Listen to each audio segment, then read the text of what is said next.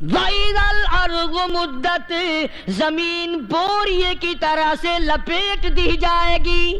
اللہ. وَإِذَا الْجِبَالُ سُيِّرَتْ، یہ بڑے بڑے پہاڑ ہوا میں کپاس کی طرح اڑتے پھریں گے. تمام کا تمام علامات قرآن کریم بتا رہا ہے. اور آج مسلمان ہے، میں خود ہوں، آپ ہیں، میں قسم کھاتا ہوں کہ ہمیں خدا کے کلام پہ یقین کوئی نہیں. اگر یقین ہو پھر یہ غفلت. صحابی مدنی کریم صلی اللہ تعالی علیہ وسلم کا ساری رات کروٹیں بدلتا ہے. صبح ہوئی بیٹی نے پوچھ لیا، ابا جان میں ساری رات دیکھتی رہی، آپ کو نیند نہیں آئی، کیا کوئی تکلیف ہے؟ جی السلام علیکم ورحمۃ اللہ وبرکاتہ. آپ تمام حضرات کی خدمت میں قاری حنیف ملتانی رحمۃ اللہ علیہ کا ایک پیارا سا بیان لے کے آیا ہوں، جن کا عنوان ہے قیامت کا خوفناک منظر. آئیے توجہ سے ہم بھی سنتے ہیں اور آپ بھی سنیے، اور زیادہ سے زیادہ اس ویڈیو کو شیئر کیجیے، ہر امت مسلمہ تک ویڈیو پہنچائیے. جزاک اللہ.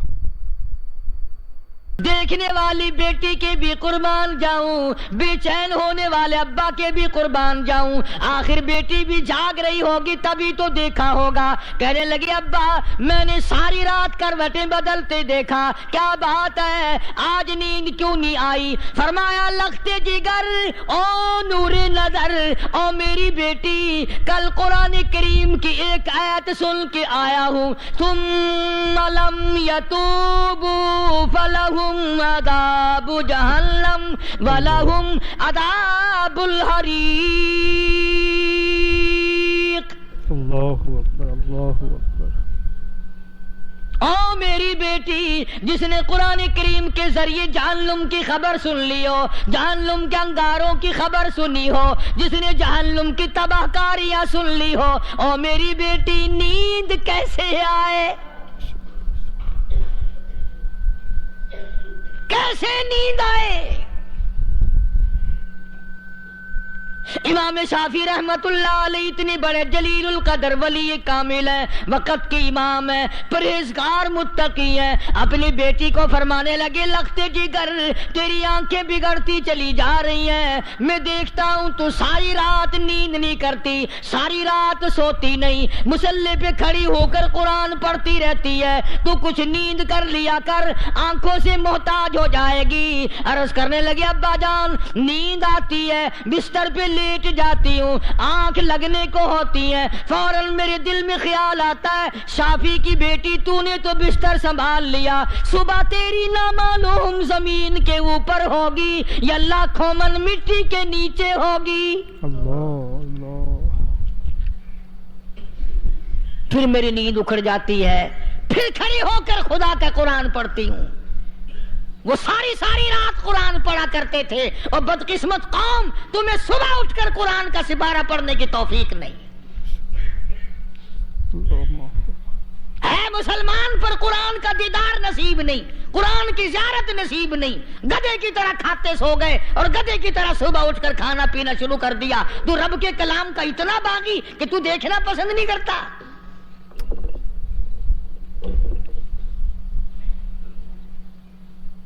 اور دنیا کی چیز اگر گھر میں نہ ہو، ٹھنڈے ٹھنڈے سانس مارتے ہیں عورتیں بھی، ہاں جی اپنی زمین کوئی نہیں نا، اپنی ہاں جی مکان اچھا اپنے پاس کوئی نہیں، فلاں چیز اپنے پاس کوئی نہیں. کبھی کسی نے ٹھنڈا سانس مارا کہ ہم 10 آدمی ہیں گھر کے، ایک آدمی بھی قرآن پڑھنے والا نہیں، ہم سارے کے سارے پتہ نہیں کیسے اکٹھے ہو رہے ہیں.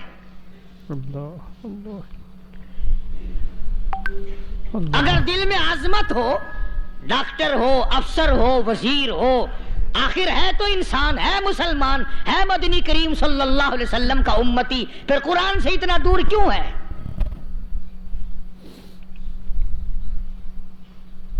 تو اللہ پاک جل شانہ نے فرمایا میرے بندے ہر حال میں ڈر، ہاں تیری ساری چلاکیوں کو میں جانتا ہوں، تیری ساری ہوشیاریوں کو میں اچھی طرح جانتا ہوں. فرمایا وہ دن دور نہیں، آیا وقت قیامت کا، آیا، کوئی کسی کے کام نہیں آئے گا. فرمایا ان وعد اللہ حق فلا تغرنکم الحیات الدنیا. دنیا نے پھنسا لیا، چہل پہل میں پھنس گئے، اس کے رنگ روغن میں لگ گئے، اس کی زیب و زینت میں لگ گئے. رات اسی کی سوچ ہے، دن میں اسی کا فکر ہے، اور مرنے کا کسی کو بھی فکر نہیں. قرآن کریم کے آخری سورت آخری لقمان کے آخری آیتوں میں عجیب مضمون رکھا ہے. فرمایا ان اللہ عندہ علم الساعۃ وینزل الغیث. قیامت کا ٹھیک وقت اللہ کے سوا کوئی نہیں جانتا. کسے معلوم ہے ابھی اگلے منٹ میں کیا ہو جائے گا، سیکنڈ میں کیا ہو جائے گا. اچھا ایک بات میرے ذہن میں آئی. یہ بڑے بڑے لوگ آپ کو ملیں گے دیہاتوں میں بھی، بازاروں میں بھی، شہروں میں بھی. فلانا بزرگ غیب کی باتیں بتایا کرتا تھا، فلانا ولی یوں بتایا کرتا تھا. کبھی یہ بھی تو پوچھنا کہ اس ولی نے کبھی یہ بھی بتایا کہ میں مروں گا کب، کس دن مروں گا. جب اپنی موت کا پتہ نہیں تو اور کسی چیز کا کیا پتہ ہے. صرف اٹکل پچو تیر لگانے والی بات ہے. ابھی چند مہینے ہوئے یہاں میرے پاس چند نوجوان آئے ملتان شہر سے اور کہنے لگے کہ 25,000 کی چوری ہو گئی ہے، بتا کدھر کون لے گیا، کدھر لے گیا. میرے پاس آئے یہاں. میں نے کہا بتا دوں گا پر آدھے لوں گا. کہنے لگا نہیں نہیں دیکھنا جی اتنا تو نہ کرو. اور میں نے کہا وہ سارے ہی چلے گئے یار. یقین کرو میں یہاں چارپائی میں بیٹھا ہوں دروازے کے باہر، عصر کے بعد پوری پارٹی آئی اسی شہر کی کہ 25,000 روپیہ گم ہو گیا ہے، بتا کدھر گیا ہے. سب لوگ کہتے ہیں قاری حنیف بتاتا ہے. سنو قاری حنیف بتاتا ہے، کیلا کرا دوں گا میں.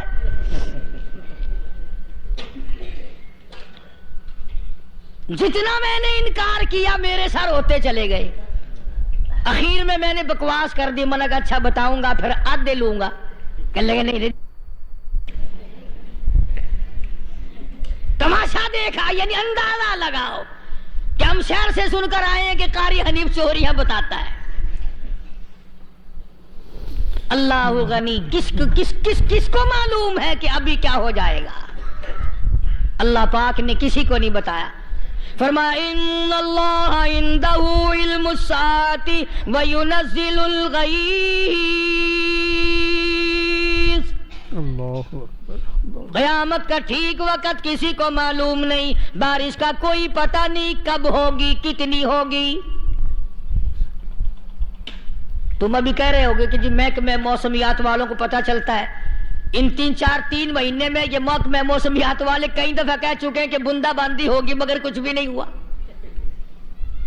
بلکہ جتنے یہ زیادہ بتلاوے نا اتنا ہی موسم خراب ہوتا چلا جاوے.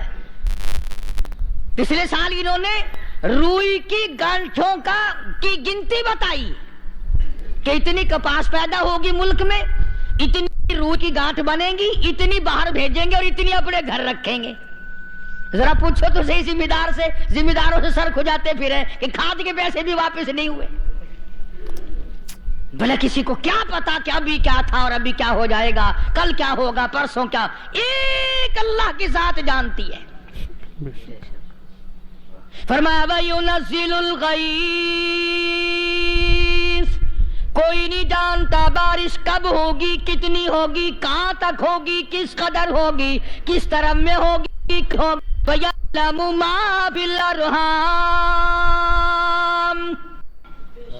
کوئی نہیں جانتا عورت کے پیٹ میں کیا ہے، لڑکا ہے کہ لڑکی.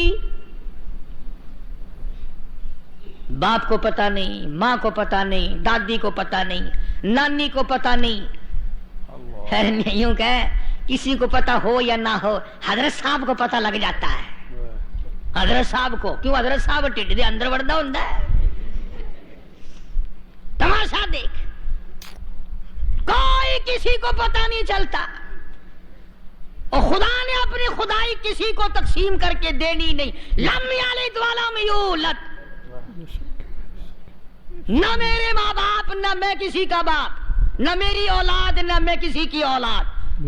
اللہ الصمد، بے نیاز، بے مثل، بے مثال ہوں. ہمیشہ سے ہوں اور ہمیشہ رہوں گا. سام میرے محتاج ہو, میرے دروازے کے گداگر ہو, میرے دروازے کے فقیر ہو, میرے دروازے کے دستے نگر ہو, آؤ مانگو کھاؤ, موت آئے مر جاؤ. اگر اکڑو گے فرمایا پھر میں نے بڑی بڑی سزائیں دی ہیں لوگوں کو. ہاں ہاں, میں تو توبہ بھی منہ سے نہیں نکلنے دیتا. اللہ اکبر. کلمہ تو کلمہ ہائے نہیں کرنے دیتا میں. جب میں موت کا پیغام دوں یکدم دل کی حرکت بند ہو جاتی ہے. ہائے بھی نہیں, اوئی بھی نہیں, اف بھی نہیں, کچھ بھی نہیں.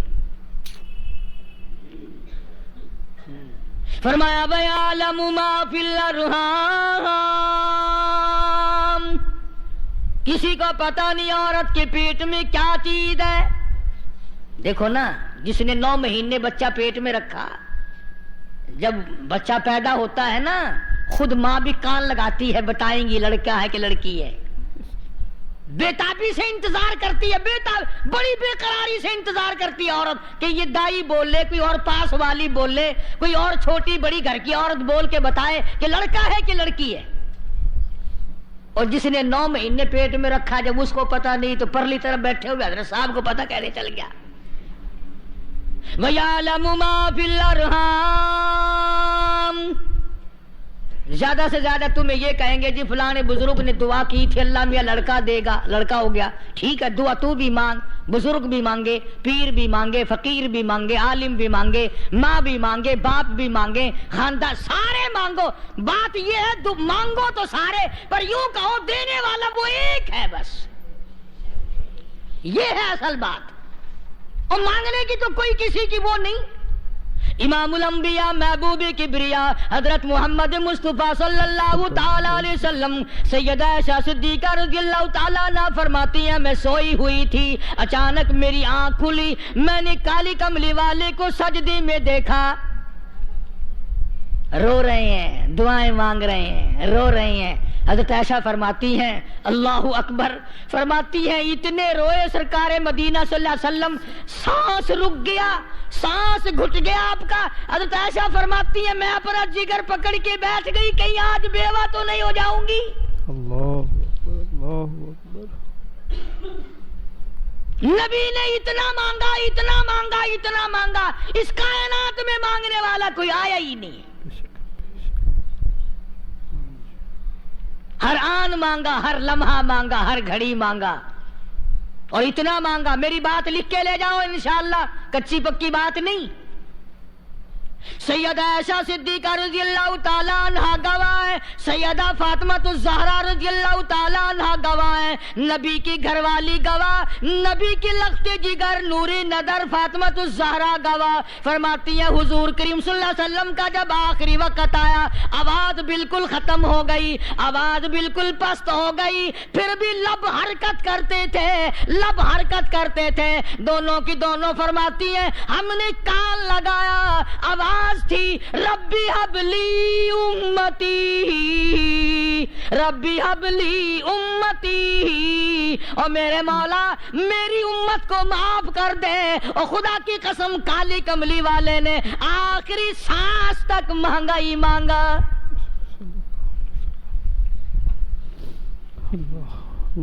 چاہے تیرے لیے مانگا, امت کے لیے مانگا, مگر ہر وقت مانگا.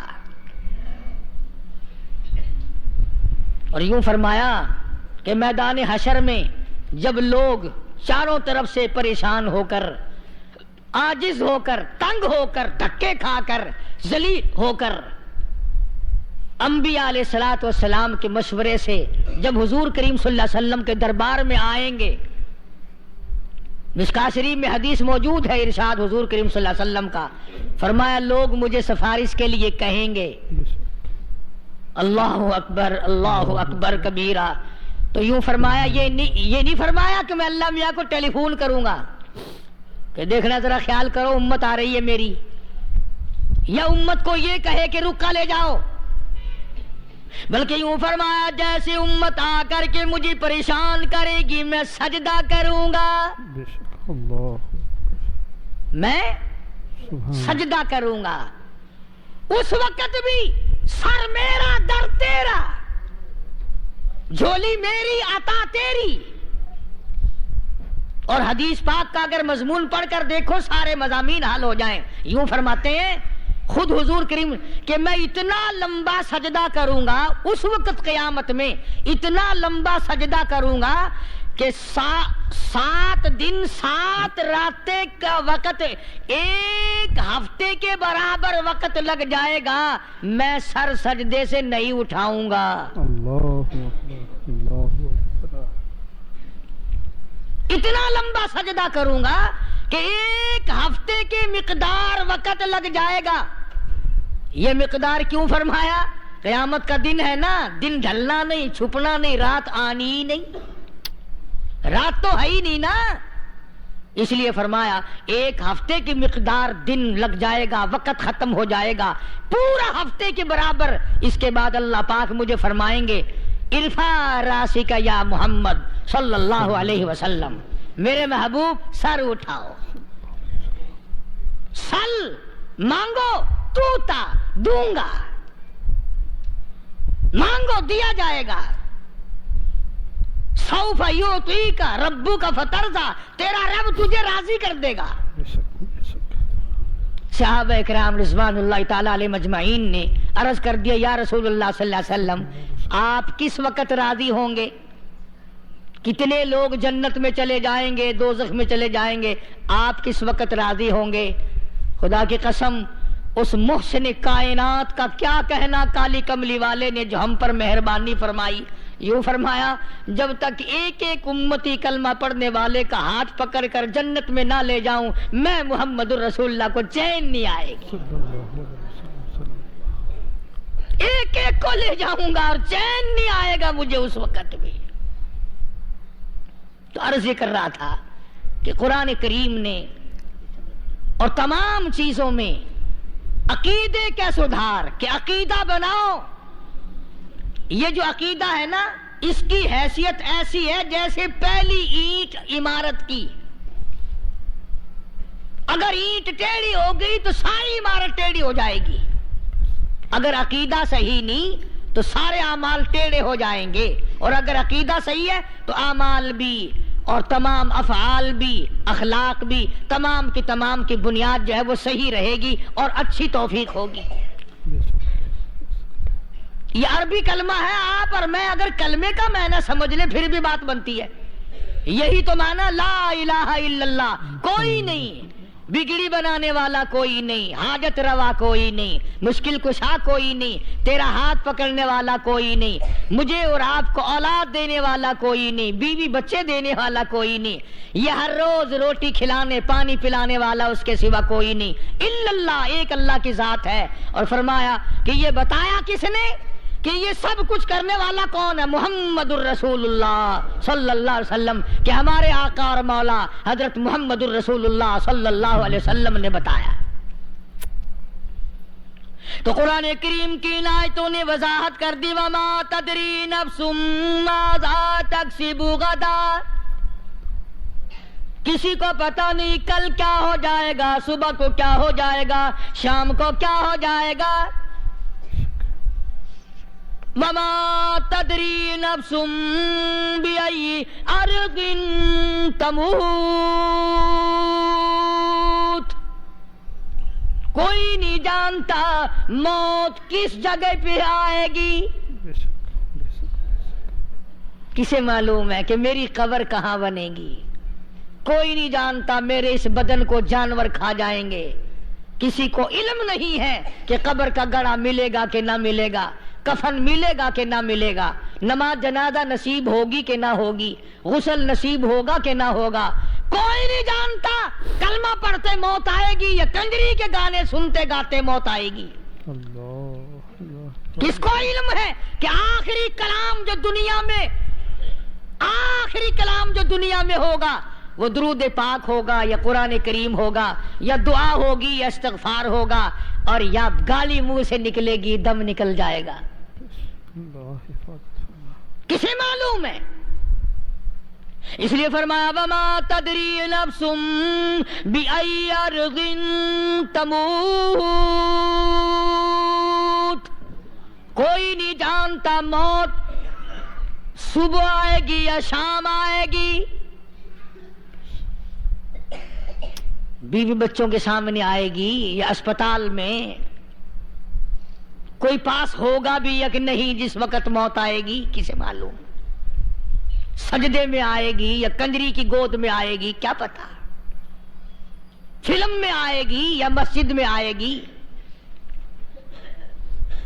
پچھلے دنوں ایک جگہ ایک آدمی نے صبح کی اذان دی، بڑی اچھی اذان دیا کرتا تھا، اللہ کا نام بلند کیا، زمین پہ بیٹھا اور ختم، فجر کی اذان دی۔ جو سنے انہوں نے کہا یار ابھی تو اذان دی تھی، بس اللہ کی طرف لوگوں کو بلایا اور خود دنیا سے رخصت ہو گیا۔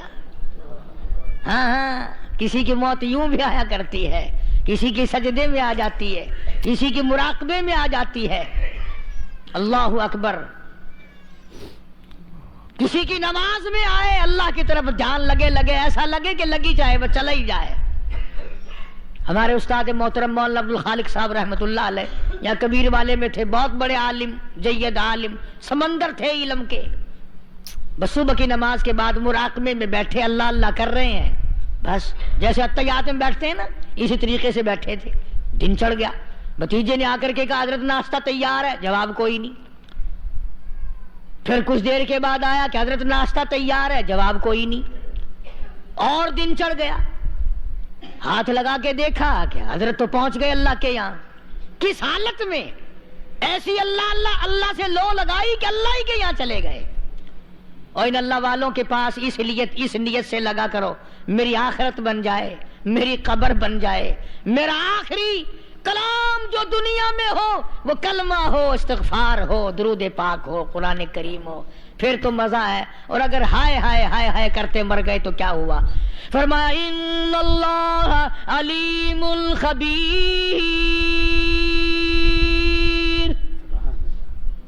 میں خدا کی ذات تمام چیزوں سے واقف ہوں، مجھے تو پتا ہے نا، تیرے ایک ایک سانس کا پتا ہے، تیری رگ کے ایک ایک خون کے قطرے کا مجھے پتا ہے۔ اس لیے کہا کرتا ہوں کہ عادت ڈال لو درود شریف پڑھتے ہوئے چلنے پھرنے کی، کلمہ کلام پڑھتے ہوئے چلنے پھرنے کی، استغفار کرتے ہوئے چلنے پھرنے کی۔ پہلے زمانے میں جب ٹھوکر لگتی تھی تو لوگ سبحان اللہ کہتے تھے، اللہ اکبر، استغفر اللہ۔ اب گالی منہ سے نکلتی ہے، اب گالی منہ سے نکل رہی، گالیاں بکتے ہوئے لوگ مر رہے ہیں۔ حضرت معاذ بن جبل رضی اللہ تعالیٰ عنہ مدینہ پاک میں بیمار ہے، آخری وقت ہے۔ صحابہ کی ایسی ایسی موت آیا کرتی تھی، چاروں طرف جتنے گھر والے بیٹھے ہیں، اماں بھی، بیٹی بھی، گھر والی بھی، بہن بھی، بھائی بند بھی، قبیلہ بھی، خاندان بھی، مدینہ شہر ہے، کالی کملی والے کا شہر ہے، حضرت معاذ بن جبل کا آخری وقت ہے، چاروں طرف بیٹھنے والے بھی تلاوت کر رہے ہیں قرآن کریم کی، خود معاذ بن جبل بھی تلاوت فرما رہے ہیں۔ اچانک حضرت معاذ رضی اللہ تعالیٰ عنہ رونے لگے، روئے حضرت معاذ۔ یہ وہ جوان ہے جس کو رخصت فرمانے کے لیے یمن کا گورنر بنا کر کے بھیجا حضور صلی اللہ علیہ وسلم نے۔ حضور صلی اللہ علیہ وسلم اس کو روانہ فرمانے کے لیے کئی میل پیدل تشریف لے گئے۔ ہاں حضور کے صحابہ۔